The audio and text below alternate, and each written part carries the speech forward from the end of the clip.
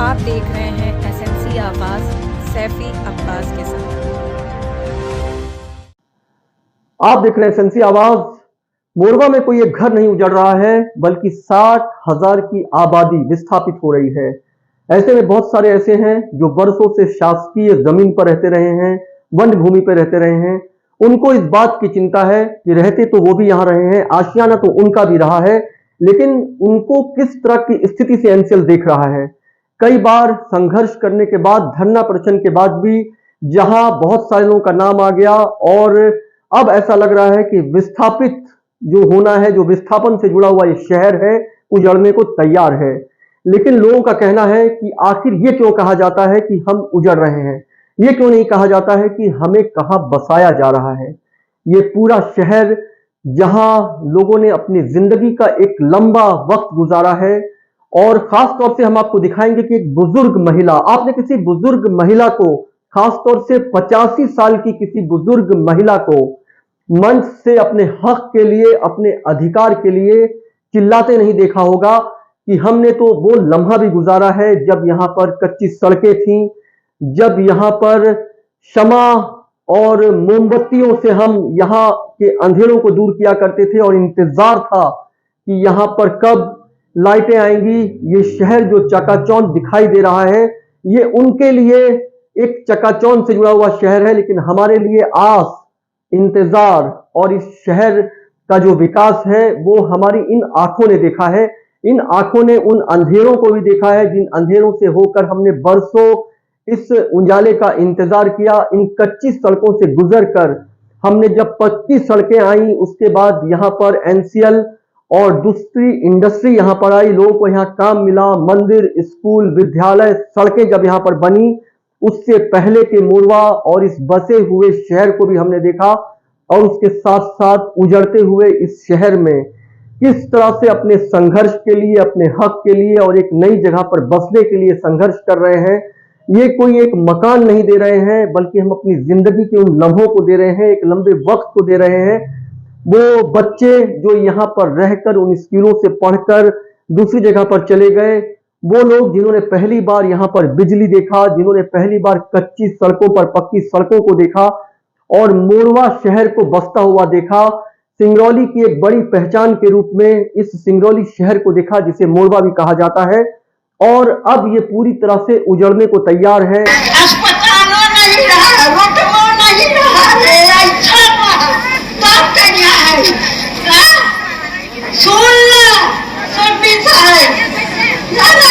राजा transfer हो गया, उनका ट्रांसफर गए और दूसरे जगह के बटवारा में छोड़ना पड़ गया है। कहाँ हमारा प्रमोशन वगैरह एनसीएल सिर्फ जमीन नहीं ले रही है, यहां पर कुछ साल के बाद कोयला निकलता हुआ दिखाई देगा। उन शहरों में जहां पे बिल्डिंगें हैं, जहां रिहायशी मकाने हैं, जहां पर बड़े बड़े होटल हैं, वो टूट जाएगा, जमींदोज हो जाएगा। वहां पर बड़े बड़े जो मकान हैं उनकी जगह पर जमीन के अंदर का कोयला बाहर निकाला जाएगा। लेकिन वो लोग जो इस जगह पर रहे हैं, जिस आशियाने से उनका एक रिश्ता नाता रहा है, यहाँ के अंधेरों से नाता रहा है, यहाँ की कच्ची सड़कों से नाता रहा है, जो बरसों इंतजार करते रहे, दियों में रहकर, दीपक जलाकर, उसके बाद उनके सामने यहाँ पर लाइट, खंबे और बड़ी बड़ी बिल्डिंगें एक बड़े विस्तार के साथ जिस शहर को बसाई हुई थी, वो शहर धीरे धीरे खामोश हो गया है। वहां के लोग अब यहां से एक दूसरी जगह पर बसना चाहते हैं। आज जिस तरह से संघर्ष समिति ने, सिंगरौली संघर्ष समिति ने 6 घंटे तक धरना प्रदर्शन किया, जिसमें महिलाओं ने भी बढ़ चढ़कर हिस्सा लिया। उनका यह कहना है कि ये कोई एक घर नहीं उजाड़ रहा है, 60,000 की आबादी यहां से उजाड़ी जा रही है,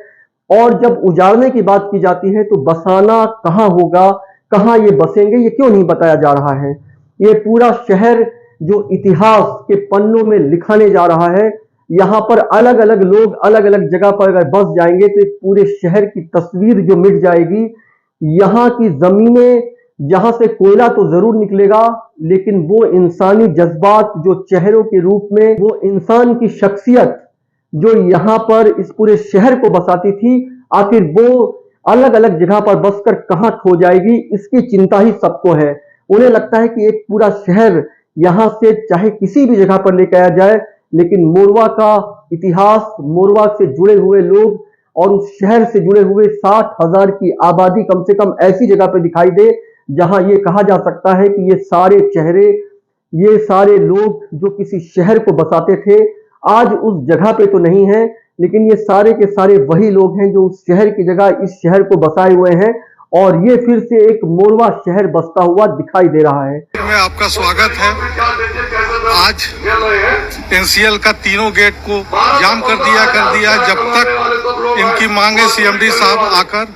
इनकी मांगों को नहीं मान लेते हैं तब तक ये उठने वाले नहीं है। चाहे रात हो जाए सुबह हो जाए, खिचड़ी खाकर ही यहाँ पे ये बैठे रहेंगे। और सब देख रहे हैं कि पहले गेट पे मैंने दिखाया, ये दूसरा गेट पे महिलाएं बैठी हुई है। आकार मांगना पड़ेगा, भरना पड़ेगा आपको। अब इनका दुआ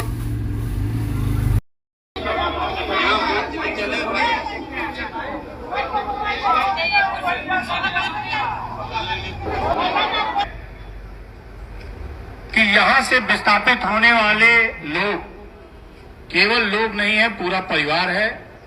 और परिवार का पूरा भविष्य आपके हाथों में है। यहां से जाने के बाद सभी लोग अपनी एक नई दिशा में प्रयास करेंगे रहने के लिए, अपने रोजगार के लिए। जो जमीनें जाती हैं वो जमीनों के साथ साथ उनके सपने जाते हैं। आप सभी यहाँ पर एकत्रित हैं अपने अधिकारों के लिए। मैं इनसे पुनः आग्रह करूंगा कि आप बैठकर इस ये बातें सुनने में बहुत अच्छी लगती हैं और एनसीएल से कई बार वार्ता के बाद भी अगर अभी भी कहीं ना कहीं असंतोष दिखाई दे रहा है,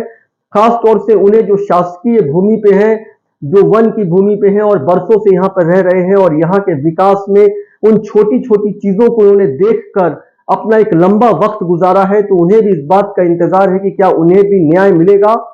जो विस्थापन से वो गुजर रहे हैं, क्या उन्हें भी बाकी लोगों की तरह इसका लाभ मिलेगा, और इसके साथ साथ क्या इस पूरे शहर को एक साथ विस्थापित किया जाएगा, उन्हें कहीं और बसाया जाएगा या कुछ को बसाया जाएगा, कुछ को छोड़ दिया जाएगा। और धीरे धीरे वो खुद ये सोचेंगे कि जब ये शहर ही नहीं रहा, यहाँ की सारी चीजें नहीं रही, तो कुछ लोग यहाँ रहकर क्या करेंगे। इसी चिंता ने लोगों को आज फिर से एनसीएल हेडक्वार्टर पर धरना प्रदर्शन करने के लिए मजबूर कर दिया और महिलाओं ने बढ़ चढ़कर इस धरना प्रदर्शन में अपना सहयोग दिया। इसके साथ साथ जो संघर्ष समिति के अमित तिवारी, संजीव सिंह और इसके साथ साथ बहुत सारे लोग थे, उनका यह कहना था कि जब तक सारे लोगों को एक साथ विस्थापित नहीं किया जाएगा, जब तक सारे लोगों को एक साथ बसाया नहीं जाएगा और जब तक सबको एक साथ न्याय नहीं मिलेगा, तब तक हम इस बसाहट को और इस विस्थापन को अधूरा मानेंगे। तो आज जिस तरह से एनसीएल के डायरेक्टर मनीष कुमार और जो दूसरे अधिकारी हैं, उन्होंने आश्वासन दिया कि विस्थापन की जो नीतियां हैं वो सबके लिए इस तरह की होगी कि उन्हें किसी भी बात में ये सोचने की जरूरत नहीं है कि एनसीएल की तरफ से कहीं भी अन्याय किया गया है। लेकिन इस पर वो बचते हुए दिखाई दिए कि वो लोग जो वन्य भूमि में रह रहे हैं या वो लोग जो सरकारी भूमि पर बरसों से रह रहे हैं, जिनका आशियाना बना हुआ है, आखिर वो अब कहां जाएं। उन्होंने भी तो बरसों यहां पर अपनी जिंदगी गुजारी है, यहाँ के उतार चढ़ाव को देखा है, यहाँ के धूल भरे रास्तों को देखा है, यहाँ के अंधेरों में दीपक जलाया है और उनके सामने ही ये शहर रोशनी से गुलजार हुआ है। और आज जब लोगों को उजाड़ा जा रहा है तो ये दोहरी नीति क्यों? वो भी तो इस जगह पर अपने बुजुर्गों के साथ इस शहर में रहे हैं, यहाँ उनके भी बच्चे इन्हीं स्कूलों में पढ़कर, इन्हीं रास्तों से गुजर कर एक ऐसे मुकाम पर पहुंचे हैं जहां पर ये शहर उनके लिए भी उतना ही है जितना बाकी लोगों के लिए है। फिर आखिर उनके साथ ही अन्यायपूर्ण रवैया क्यों? सिर्फ इसलिए कि वो सरकारी भूमि पर है, लेकिन क्या उनका आशियाना दूसरों से अलग है? क्या उनके आशियानों में जिस शिद्दत के साथ उन्होंने अपनी जिंदगी गुजारी है, जो एहसास, जो उनकी जिंदगी का एक खूबसूरत पल इन आशियानों में गुजरा है, क्या वो इस तरह से जमींदोज हो जाने के बाद क्या वो दर बदर ठोकर खाने के लिए ही सिंगरौली की इस शहर में बसे थे? इन सारी चीजों को लेकर आज जिस तरह से संघर्ष समिति ने धरना प्रदर्शन किया और एनसीएल के सभी गेट पर ताला लगा दिया, 6 घंटे तक अधिकारी और कर्मचारी एक तरह से बंधक रहे। मकसद उन्हें डराना या धमकाना नहीं या उन्हें बंधक बनाना नहीं, मकसद सिर्फ इतना था कि आखिर उनके साथ भी वो रवैया क्यों नहीं हो रहा है जो वाकई में संघर्ष समिति चाहती है कि विस्थापन के तौर पर एक शहर तो उजड़े, लेकिन ये ना लगे कि उजाड़ा जा रहा है, बल्कि ये लगे कि अगर राष्ट्र के लिए, एनसीएल के लिए लोग अपनी जमीन दे रहे हैं तो उस जमीन के साथ साथ उन्हें भी सम्मानजनक तरीके से उसकी कीमत दी जा रही है, कंपनसेशन दिया जा रहा है, पैसा दिया जा रहा है और एक पूरा शहर बसाने के लिए वैसे ही शिद्दत से एनसीएल भी लगी हुई है। और ये लगे कि एक शहर जो कभी यहाँ की चीजों को गुलजार करता था, सिंगरौली की पहचान था, वो इतिहास के पन्नों में जाने से पहले अपनी मौजूदगी के वजूद को नहीं खोया है, बल्कि ये शहर एक अलग जगह पर बसकर फिर से अपनी एक पहचान को बनाए हुआ है। लेकिन जिस तरह से लगातार संघर्ष समिति के चेहरे पर शिकन दिखाई दे रही है, कई बार वो एनसीएल के आश्वासन से पहले आश्वस्त दिखाई दिए, लेकिन उसके बाद जब उन्हें ऐसा लगता रहा कि ये आश्वासन सिर्फ एक आश्वासन तक है और कुछ लोगों को इसका लाभ मिलता तो दिखाई दे रहा है, लेकिन कुछ ऐसे हैं जो इस लाभ से उस तरह से उनको इसका लाभ नहीं मिल रहा है और कई जगह ऐसा लगता है कि वो वंचित हो रहे हैं। और ऐसा लगता है कि अगर ये सारी बसाहट एक साथ नहीं होगी तो वो लोग जो यहाँ पर रह जाएंगे, आखिर वो यहाँ पर क्या चीजों को देखेंगे, उस धूल को या अपने आसपास की टूटती इमारतों को या उन इमारतों के बीच में जिस शिद्दत से जिंदगी जी रहे थे, उस जिंदगी के अंधियारे में एक बार फिर से उन्हें अपने आसपास के लोग तो नहीं दिखाई देंगे, लेकिन उन्हें लगेगा कि शहर के कुछ लोग उनको छोड़कर आगे बढ़ गए हैं और वो पीछे छूट गए हैं, तो सब एक साथ क्यों ना बसें, सब एक साथ जिंदगी के उस मुकाम पर क्यों ना पहुंचे जिसे कहा जाए कि एक खूबसूरत शहर को बसाने के लिए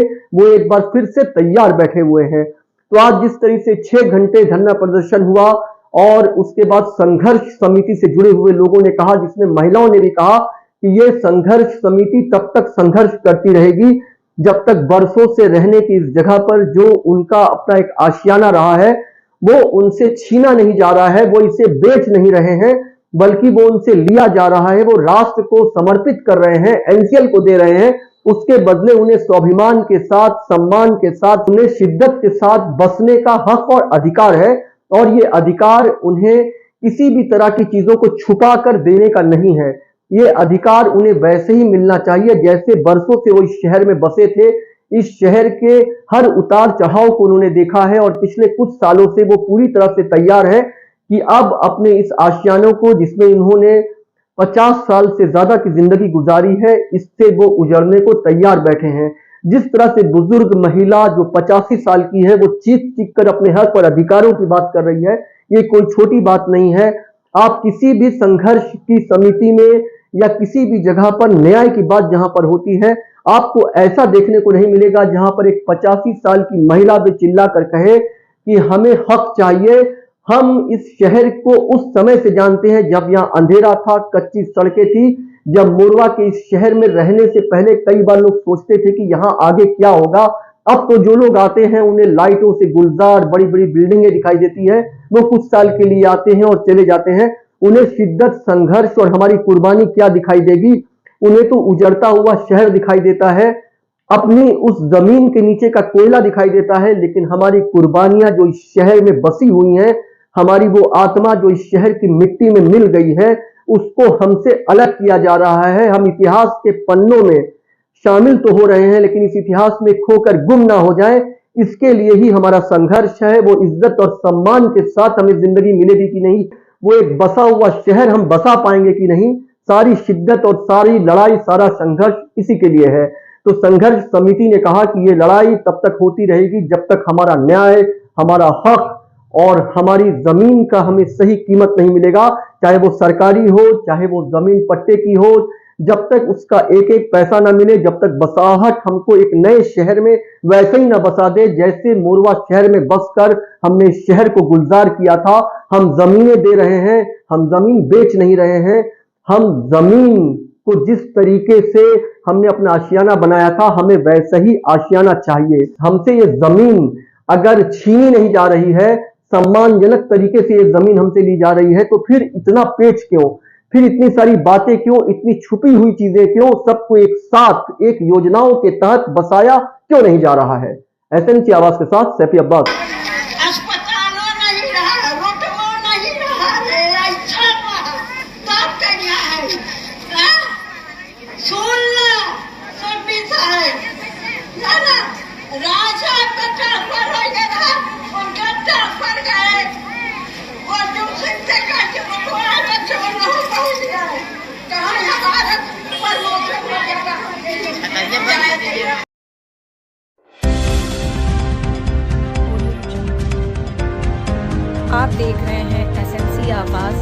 सैफी अब्बास के साथ।